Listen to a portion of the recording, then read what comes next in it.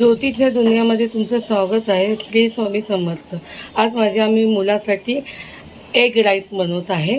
तर यासाठी लागणारे साहित्य: 3 एग घेतलेले आहे, 1 कांदा लांब लांब चिरून ठेवला आहे, मिरची चिरून ठेवली आहे, शेजवान चटणी, red chilli sauce, green chilli sauce आणि सोया सॉस. चला बघूया आपण अंडा राईस.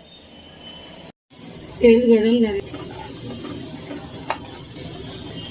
सगळे सॉसेस वगैरे टाकून हा माझा अंडा राईस तयार. आता आपण याला प्लेट करूया.